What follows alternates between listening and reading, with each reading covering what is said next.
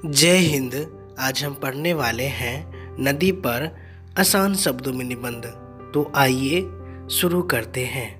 नदी भूमि की ऊपरी सतह पर बहती हुई वह जलधारा है जिसका स्रोत प्राकृतिक रूप से बनी झील, हिमनद, झरना होते हैं।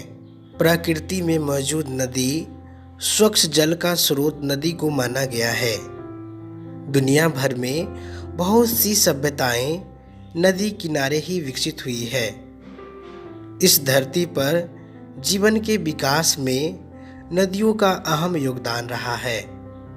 नदियां हमारे लिए हमेशा से सहायक सिद्ध होती आई है। प्राचीन में व्यापार भी नदियों के द्वारा किया जाता था। सामान और वस्तुओं को एक स्थान से दूसरे स्थान तक ले जाने में भूमार्ग की बजाय जल मार्ग पर कम खर्च आता था, इसीलिए जल मार्ग का उपयोग अधिक किया जाता था।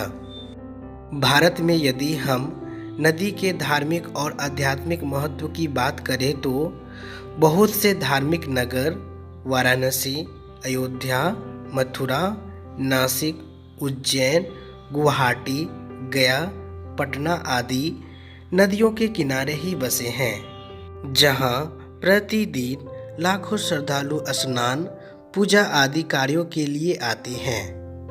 पुरातन समय से मनुष्य नदी को देवी देवताओं के रूप में पूजता आया है।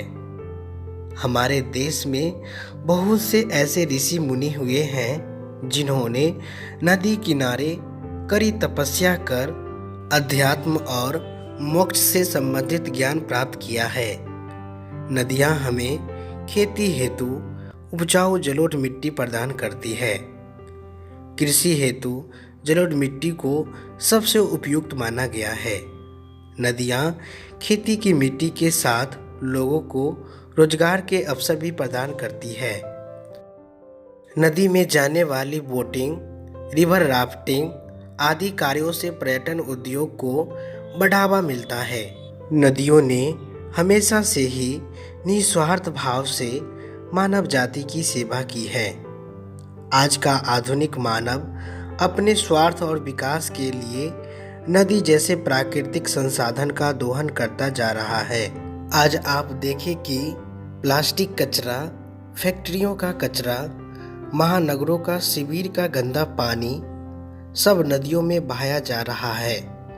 इस तरह के कचरे से नदियां प्रदूषित होती है और नदी में रहने वाले जलीय जीवों को नुकसान पहुंचता है। प्रदूषण के कारण नदियों से हमें बाढ़ जैसे दुष्परिणाम देखने को मिलते हैं, जो मानव सभ्यता को बहुत नुकसान पहुंचाती है।